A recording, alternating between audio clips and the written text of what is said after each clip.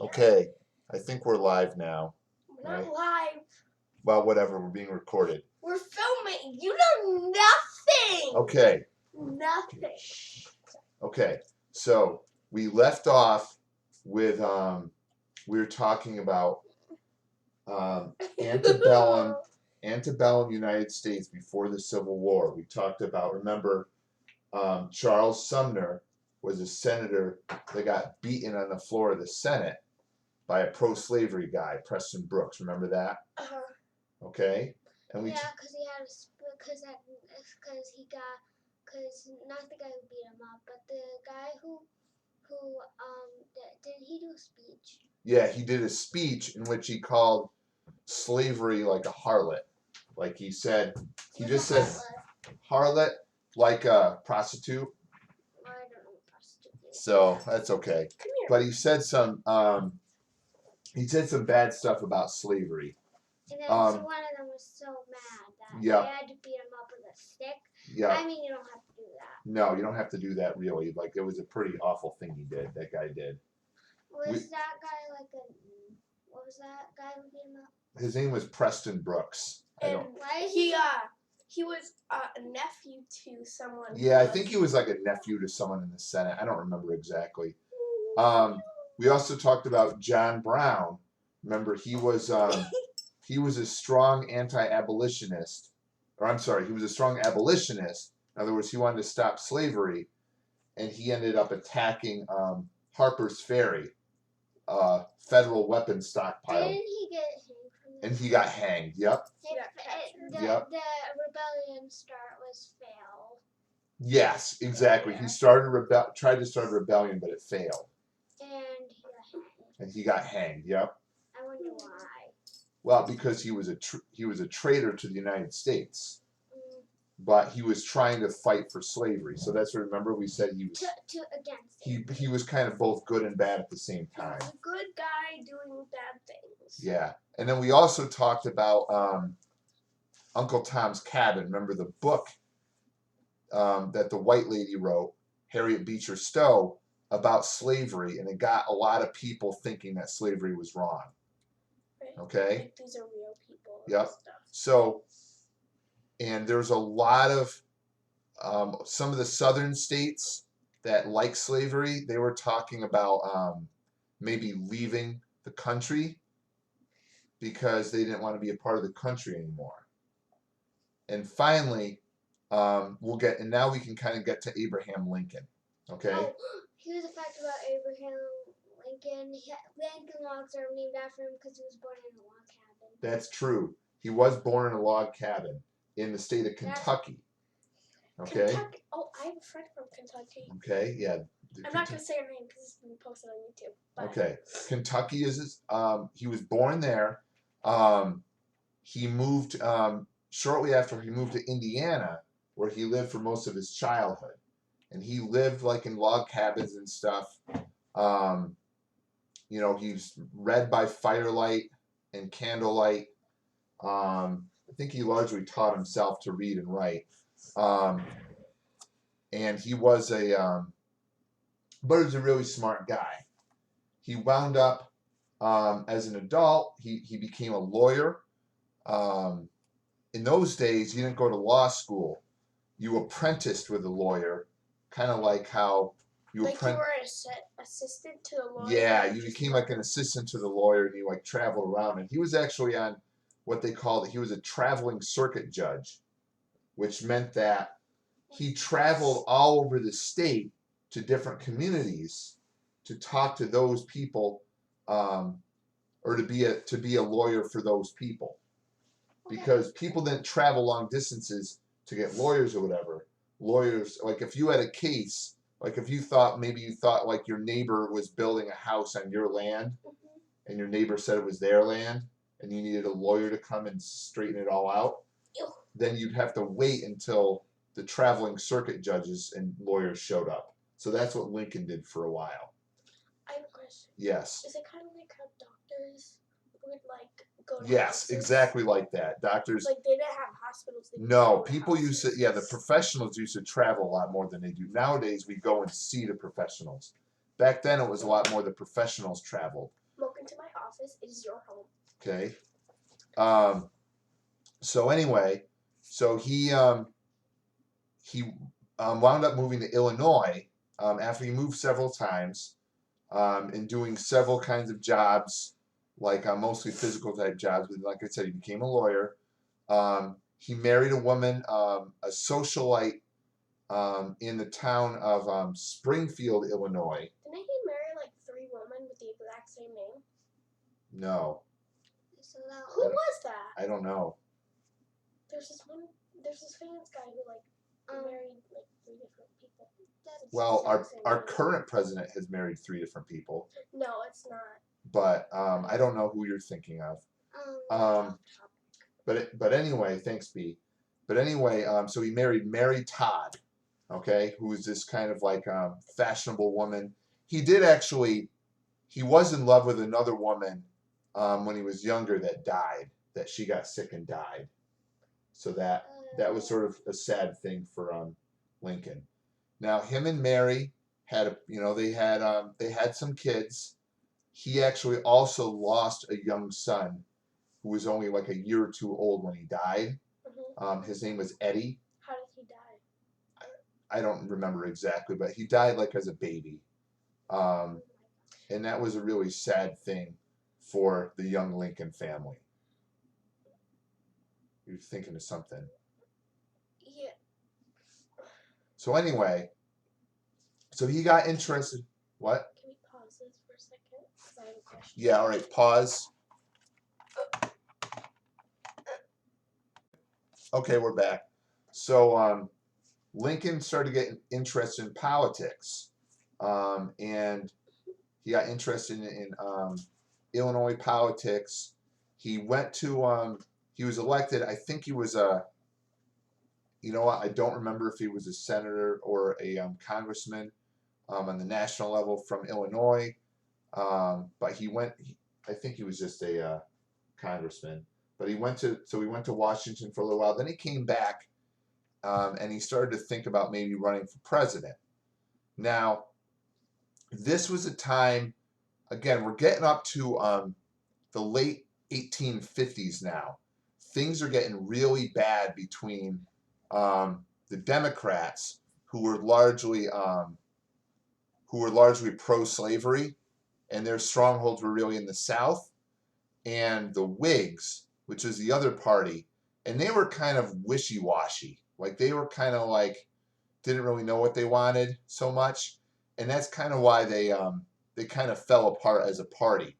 Lincoln actually joined the new party forming the Republican Party, and he became the first Republican president. And that party those are still the same 2 parties that we have today, although their values are completely different than they were back in what do you mean 1860. by party? A political party is a group of people that come together and they all kind of share the same values. Like the Democrats and the Republicans. And they kind of share the same values. Which one are we? We're Democrats. They share that. We're getting too off topic, but we share the same values, and then we pick a candidate to run for office, like president, that also shares our values. And if that person gets in, then the politicians kind of share our values. So anyway, so Lincoln was running for president for the 1860 election. Okay, there was one of his opponents named what was his name? Stevens, I think. A short guy I think they called him the Little Giant. What the heck is his name? Killing me, Smells. Okay, but anyway, he Stephen Douglas, that's his name. He had a Why do they call him a Little Giant again? because I think he was kind of short, but he had like a loud voice and he was a good speaker. Lincoln actually, despite the fact that he was like 6'3" or something, and He was really tall. yeah, I mean that's what 6'3" is, 6'4", but he actually had a pretty high pitched, kind of almost squeaky voice. So They're like the Yeah, I mean, we don't really. Yeah, we don't. But wasn't he a wrestler? Yeah, He he wrestled a guy. as a young man, yeah, he wrestled. He was a good wrestler. He was very, very strong. I Um, think he wrote once. As I heard once as a young man, he wrestled a guy and lost. yeah, that I don't know. I don't know what his win and loss record was, but anyway. So and him and this Stephen Douglas guy, this opponent of his, it was also interesting being president. Um, they this is in one of their debates. This is where Lincoln said the famous bit about a house divided against itself cannot stand, meaning he didn't see the nation surviving being half slave states and half free states. Lincoln felt that the country kind of had to be all one or all the other. Which and is true. and Lincoln thought that it should be all free, although he didn't really say that very much at the time. And in fact, he said what was the most important thing to him was that the country was all together. And he said even, I'd be okay if the country was all slave if it meant that the country would stay a country. So, Why would he say that? well, he said that because I think he wasn't a real strong abolitionist to begin with. That sort of, we think of him as someone that like freed all the slaves and therefore he must have been an abolitionist from birth. But I think it was really a position that evolved through the course of the war. Also, in the 1859 or so, when he was running to be president, it was a really bad move, I think, for any president to say that they were totally against slavery. That they thought it should be banned because, well, they knew that no southern state and a lot of northern states even wouldn't really support them because, right, and they would get killed, and Abraham Lincoln was killed. Well, that's completely different though. That's not for 5 more years, 5 or long could years. Get Yeah, I think it was less that he had no chance of winning the national office. I mean, he wasn't very well known. He was picked by the Republicans largely because he didn't have any strong negatives. He wasn't that popular.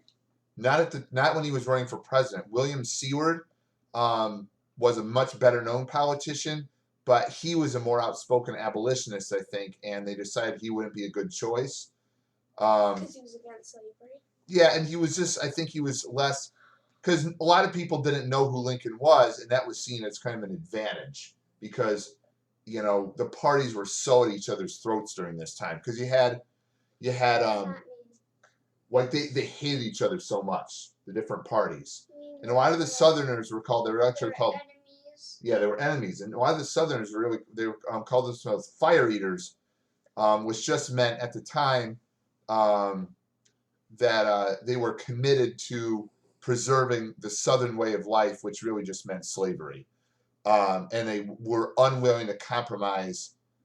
And they're the ones that really were pushing for the South to secede, which means to stop being part of the United States and become its own country. Did it? Well, yes, but in a little bit. So finally, there was the election of 1860. It was actually against 4 people. Stephen Douglas represented like the Northern Democrats. I think the South had a fire eater candidate. I don't remember what his name was. And then there was another man named Fremont, who was a much more hardcore abolitionist, but he wasn't a very good politician. And Lincoln ended up winning, even with with this kind of weird race with 4 people in the race. Why was it 4? Because again, people were so split at this time. Okay, hold on. I have a question. Is it related to this? Kind of. It's like I have a question about the election. Yeah, go about this election. No. Can you wait then, honey? Fine. Okay. So Lincoln won. He probably wouldn't have won if it had just been a head-to-head with him and one other person. But I think the fact there was 4 candidates helped him win. But after he won, the South was basically like, well, screw this. We're done with the United States. Tried to form their own So the southern states, one after another, But started to secede. In other words, started to withdraw from the country. but Abraham Lincoln wasn't like an acting No, abolitionist but at the time. they saw him as a threat. Why? They saw him as a threat because he was aligned with the new Republican Party, which the South, rightfully so, didn't see as being tied to their interest in slavery. So the South started to secede. Nowadays, meaning secede just means they said, you know what, we're leaving the United States. We're not going to be part of the United States anymore. So one state after, what's that? They just like ditched the country. They ditched the country and they were forming their own country. And nowadays, a lot of Southerners say that the Civil War that, of course, follows the secession wasn't about slavery. It was about states' rights and this and that. But if you actually go back and look at the statements these states wrote when they were seceding, they actually, most of them explicitly referred to slavery, that they were leaving because they were protecting the institute of slavery. Like that was their number one concern. Question, Maddie? I just had a quick fact. I think was it Rosa Parks who like. Yeah, this is 100 years later, honey. Okay.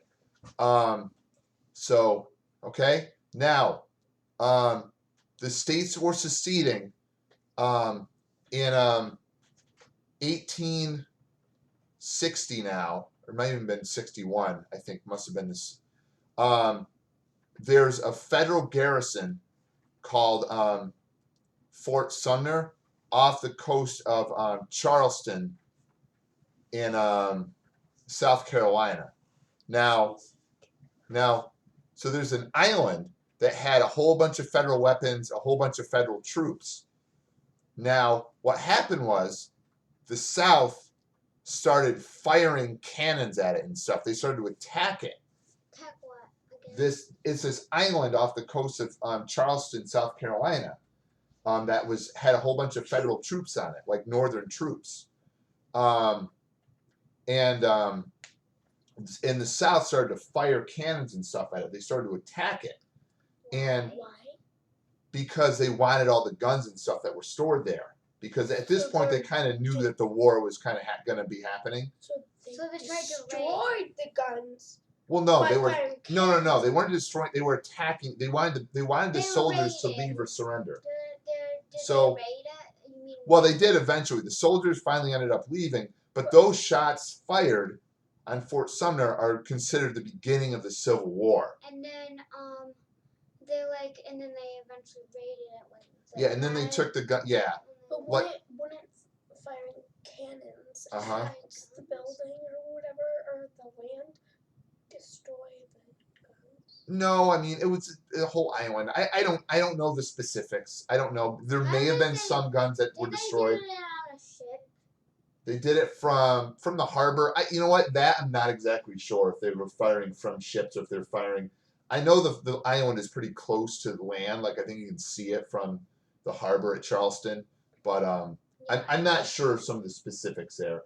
But what I do know is that basically started the war. And what made it difficult was a lot of the U.S. armed forces were people that were actually from the South. Were they spies? Well, no, because now a lot of these people in the U.S. military had to choose: were they going to stay loyal to the country that they swore to protect and uphold the laws of, or were they going to go and become traitors to the country because they wanted to fight for their home states? So probably Wait, who was doing this? well, a lot of soldiers in the U.S. Army were from the South. So the most famous person probably to have this to be in this situation was a man by the name of Robert E. Lee. Now, Robert E. Lee was he was a soldier. I mentioned back when we talked about the Mexican War last week. I don't know if you remember, but I said remember two names of soldiers that fought in the Mexican War: Robert E. Lee and Ulysses S. Grant. Okay. Now, Robert. Ulysses S. Grant. Well, we'll get to Grant. Ulysses. That I remember that. Okay. I repeated them and said. Okay. Well, we'll get to him. We'll get to him later. He's not showing up quite yet.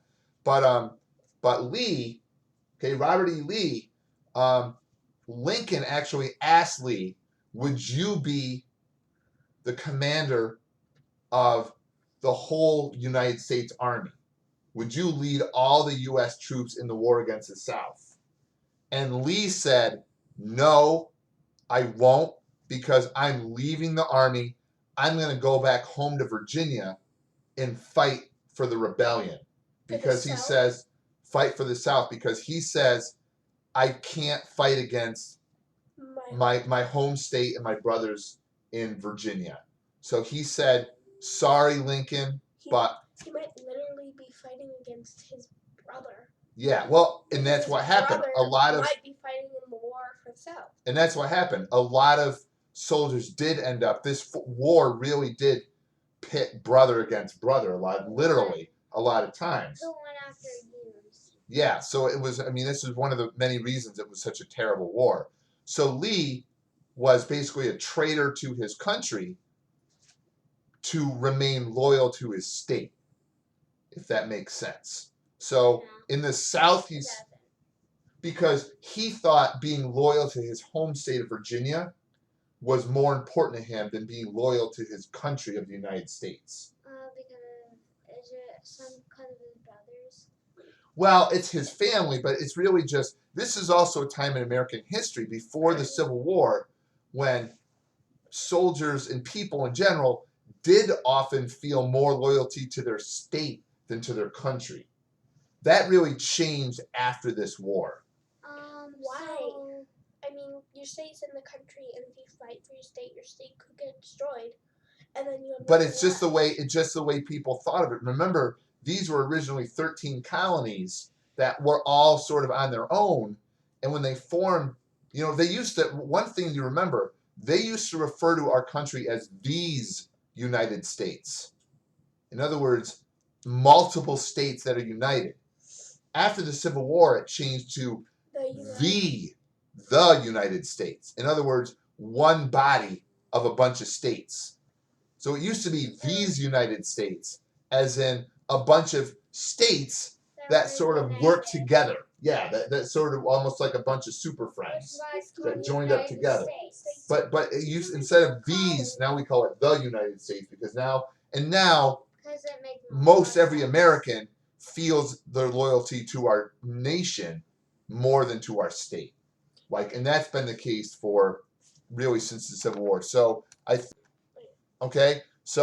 at this point, we're going to stop.